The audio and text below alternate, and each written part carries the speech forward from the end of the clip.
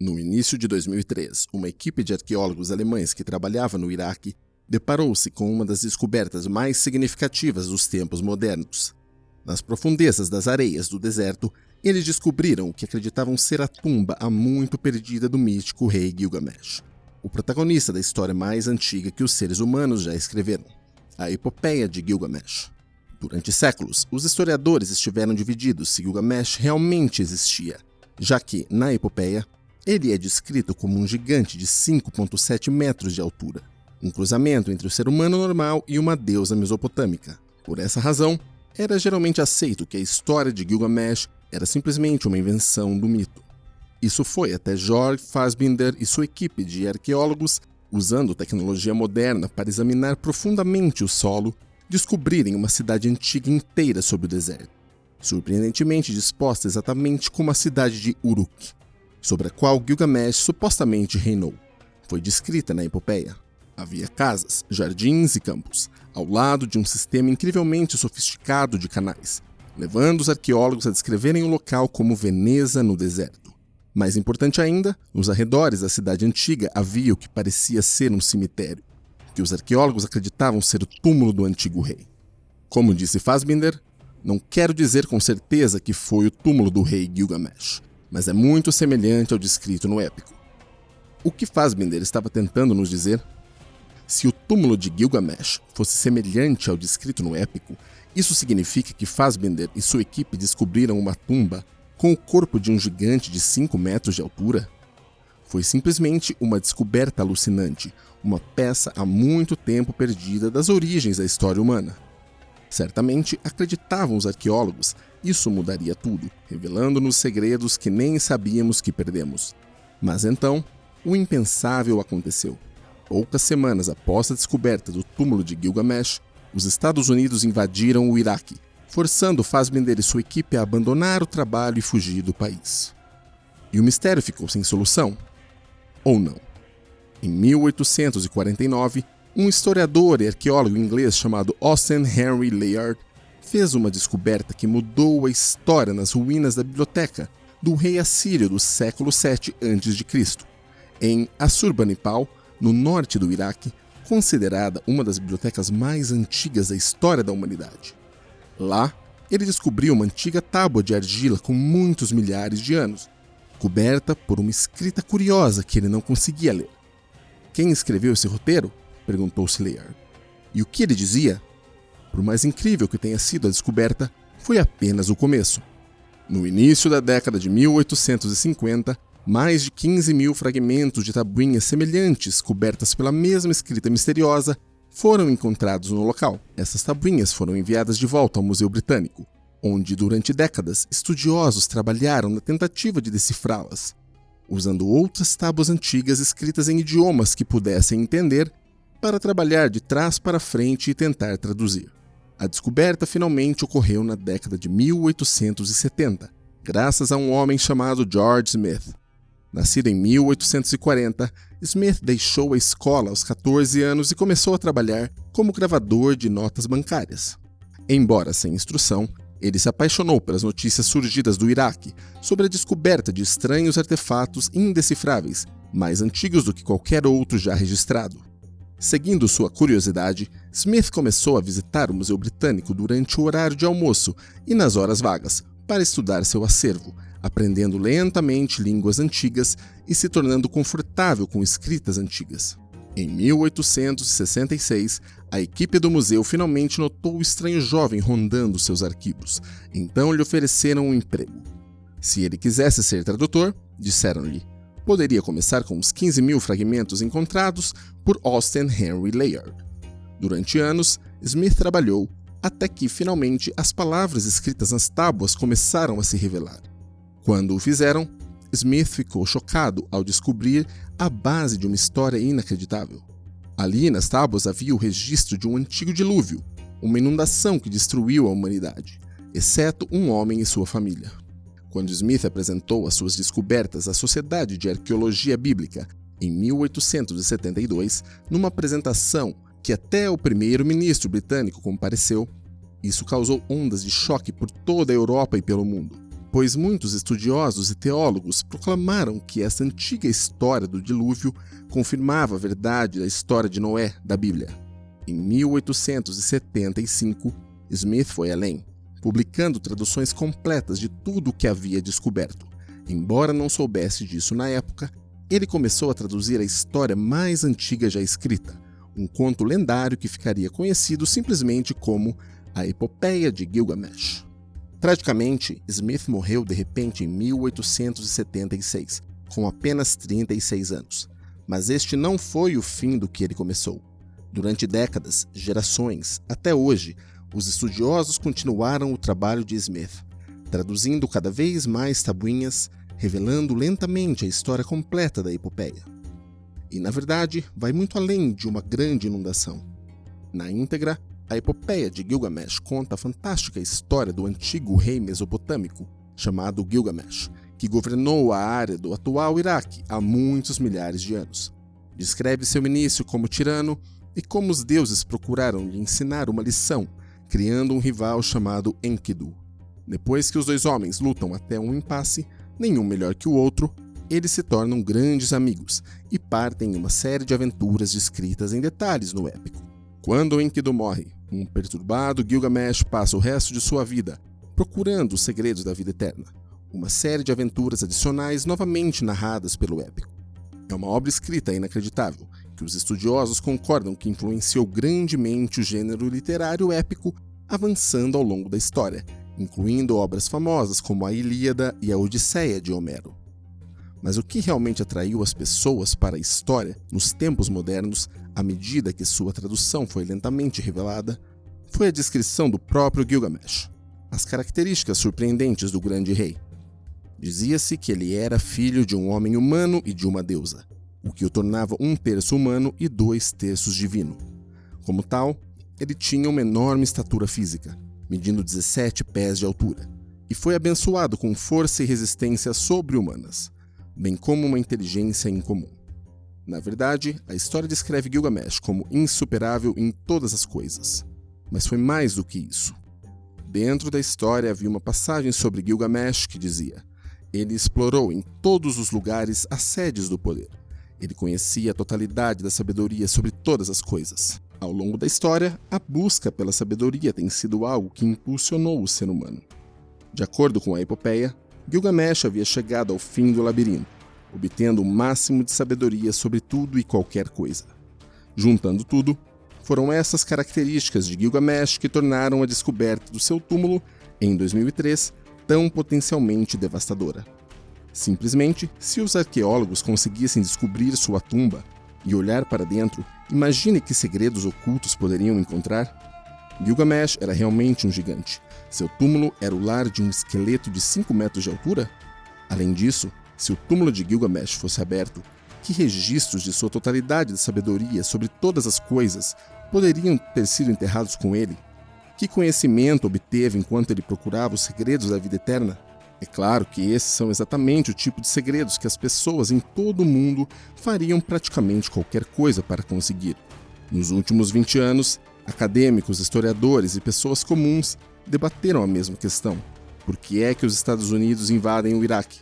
O país não esteve envolvido nos ataques de 11 de setembro, e a linha oficial do governo, na altura de que o Iraque e o seu líder, Saddam Hussein, escondiam armas de destruição maciça, revelou-se desde então uma mentira descarada. Alguns sugeriram que os Estados Unidos queriam simplesmente controlar o petróleo do Iraque, enquanto outros até acreditam que o presidente, George Bush, simplesmente queria terminar o que seu pai, o presidente George W. Bush, tinha começado no início dos anos 90, durante a Primeira Guerra com o Iraque. É possível que tenha havido outro motivo? Não foi talvez uma coincidência que a invasão tenha sido lançada quase imediatamente após o túmulo de Gilgamesh e todos os seus potenciais segredos terem sido descobertos? Consideremos que, quando os militares dos Estados Unidos invadiram o país, montaram imediatamente um acampamento em torno do local de Gilgamesh.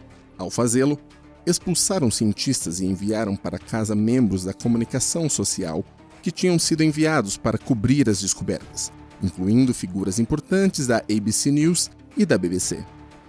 Das manchetes das notícias globais, a história desapareceu instantaneamente. Exceto que, com o passar das semanas e dos meses, relatos estranhos começaram a surgir na área, com testemunhas afirmando ter visto militares dos Estados Unidos escavando o solo e removendo materiais do local. Se os militares dos Estados Unidos realmente abriram o túmulo de Gilgamesh e removeram coisas dele, incluindo o cadáver do grande rei, então a questão é: que segredos foram revelados e o que aconteceu com aquilo que removeram? Quando os militares assumiram o controle do Iraque, o túmulo de Gilgamesh estava longe de ser o único local onde aconteceram coisas misteriosas e inexplicáveis. Na capital iraquiana, Bagdá, ficava o lendário Museu Nacional do Iraque, uma das casas mais importantes da história humana em qualquer lugar da Terra. Um repositório repleto de manuscritos antigos, estátuas e moedas, ou artefatos que remontam a toda a história da raça humana. Surpreendentemente, e apesar de terem sido avisados por uma delegação de cientistas e de historiadores antes do lançamento da invasão de que o museu era o local mais importante do país, quando os militares dos Estados Unidos dominaram Bagdá, deixaram o museu desprotegido durante dias. Durante esse período, hordas de cidadãos invadiram as instalações e fugiram com dezenas de milhares de artefatos de valor inestimável. A surpreendente negligência dos militares dos Estados Unidos na proteção do museu foi veementemente condenada pela comunidade internacional, com o presidente do Conselho Internacional de Monumentos a afirmar que era nada menos que um crime contra a humanidade, e pelo menos uma importante fonte de comunicação social a afirmar que o saque foi equivalente a explodir Stonehenge. E ainda assim, com o passar dos dias, a história só piorou.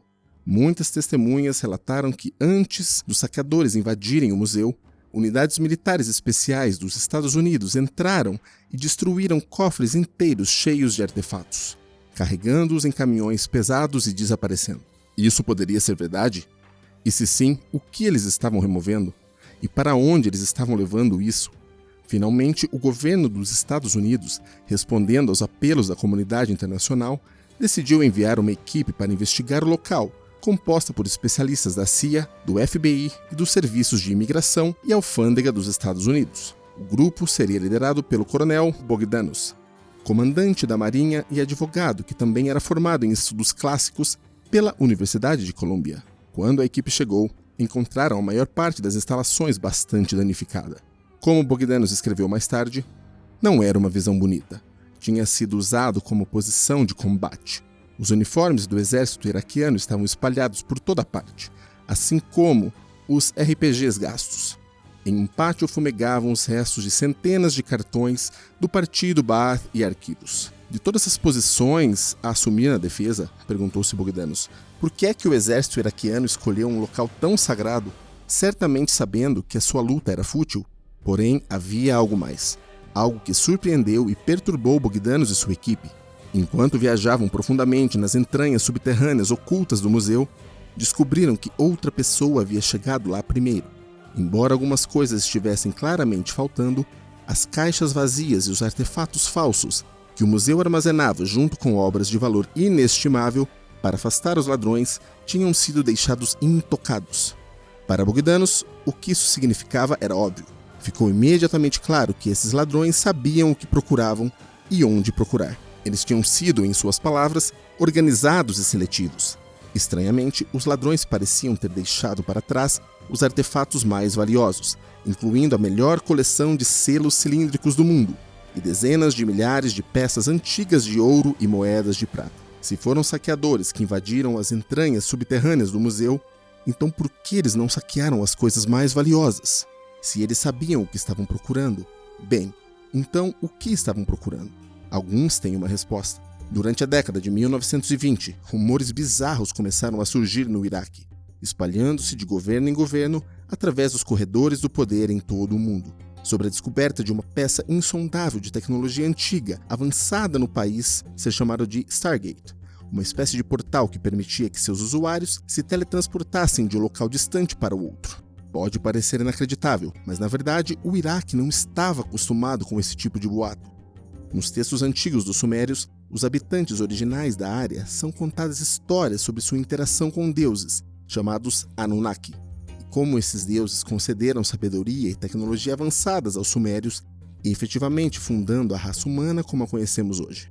Há quem acredite que esses Anunnaki não eram deuses, mas sim antigos visitantes extraterrestres, que vieram à Terra há muitos milhares de anos num passado distante.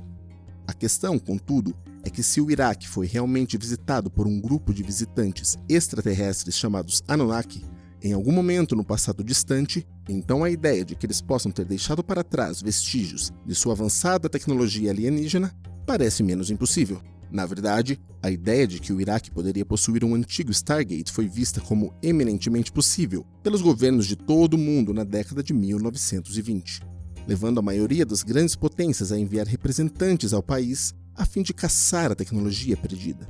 Na verdade, há quem acredite que a Guerra Anglo-Iraquiana de 1941 foi apenas uma frente de luta entre os interesses britânicos e alemães pelo controle do Stargate. No entanto, nenhum portal estelar foi encontrado oficialmente e, lentamente, a ideia desapareceu da visão popular. Isso foi até a década de 80, quando surgiu uma nova onda de rumores alegando que Saddam Hussein havia redescoberto o portal estelar e, de fato, havia começado a estudá-lo e a tentar torná-lo funcional. Segundo alguns, no final da década de 90, as autoridades norte-americanas ficaram preocupadas com a possibilidade de Saddam estar realmente perto de descobrir como funcionava o Stargate, o que lhe permitiria viajar instantaneamente para lugares distantes e talvez até contactar extraterrestres e receber sua avançada tecnologia alienígena. Um estudioso sério que acreditava nisso foi o Dr. Michael Salla, um historiador australiano e professor da Universidade Americana em Washington, D.C., que na verdade escreveu um artigo acadêmico logo após a invasão do Iraque, que declarou que o controle do portal estelar iraquiano era a razão para a guerra. Isso poderia realmente ser possível? Poderia um antigo portal estelar realmente ter sido a razão do início da guerra do Iraque? Talvez vá ainda mais longe. Mais de uma década antes do início da guerra do Iraque, os militares dos Estados Unidos lutaram com Saddam Hussein durante a Guerra do Golfo, de 91. Foi durante esse período que surgiu uma notícia surpreendente no jornal russo Pravda, descrevendo um incidente que ficaria conhecido como Roswell do Iraque. De acordo com o relatório, um coronel russo que estava no Iraque na época testemunhou a Força Aérea dos Estados Unidos abater um OVNI enquanto este cruzava os céus. Quando ele se aventurou rapidamente ao local do acidente, o que o coronel encontrou o surpreendeu. Como ele escreveu, a aeronave era redonda e feita de um material que eu nunca vi. Cerca de 1/3 da aeronave foi destruída por explosões de mísseis americanos. Os sauditas não nos deixaram tocar em nada, mas conseguimos ver aparelhos, mecanismos e outras coisas que nos deixaram absolutamente perplexos. Era uma nave relativamente pequena, com aproximadamente 15 pés de diâmetro. Tinha 3 cadeiras, provavelmente para tripulantes, mas eram tão pequenas que pareciam destinadas a crianças. Ao que tudo indica, os alienígenas espaciais tinham cerca de 1 metro de altura. No entanto, parece incrível que não houvesse cadáveres no local do acidente. Além do mais, nada que pudesse parecer um motor também foi encontrado lá. Mais tarde, estações de radar sauditas me disseram que não foi registrada nenhuma ejeção ou queda de alguns objetos para fora da nave. Helicópteros de busca pesquisaram o deserto, mas os pilotos não conseguiram encontrar nenhum membro da tripulação sobrevivente perto do local do acidente. Se a história do coronel era verdadeira, surge uma pergunta óbvia. Para onde foram os pilotos da nave? Além disso, onde estava o motor? Será possível que estas coisas tenham sido recuperadas pelos iraquianos antes de representantes russos, sauditas ou americanos chegassem ao local? E em caso afirmativo, o que fizeram com elas? Só no final de 2002 é que uma pessoa que telefonou para um programa de rádio americano, que afirmou ser militar interno, forneceu uma resposta. O Iraque havia de fato recuperado coisas do local do acidente e estava tentando fazer engenharia reversa da tecnologia alienígena. De acordo com quem ligou, o governo dos Estados Unidos acreditava que os cientistas de Saddam estavam perto de um avanço e que deveriam ser interrompidos antes de alcançá-lo. Alguns meses depois, os Estados Unidos invadiram o Iraque. É possível que essa tenha sido a verdadeira razão para a guerra do Iraque? Poderia a tecnologia de engenharia reversa ser o que os militares removeram do Museu Nacional do Iraque antes que os saqueadores pudessem entrar? Talvez armas de destruição em massa fossem na verdade uma palavra-código para a tecnologia alienígena e, afinal, o governo dos Estados Unidos não estava mentindo sobre as suas intenções. Independentemente de isso ser verdade ou não, o fato permanece. Se os segredos de Gilgamesh sobre a totalidade da sabedoria, um portal estelar ou tecnologia alienígena de engenharia reversa podem haver mais na invasão do Iraque pelos Estados Unidos do que aparenta. Conte para nós o que você pensa nos comentários abaixo. Além disso, conte-nos quais outros mistérios você deseja que abordemos em nosso próximo vídeo, pois estamos sempre abertos às suas sugestões. Por favor, curta esse vídeo se você gostou e se inscreva em nosso canal clicando também no botão de notificação para não perder nenhum dos nossos próximos vídeos.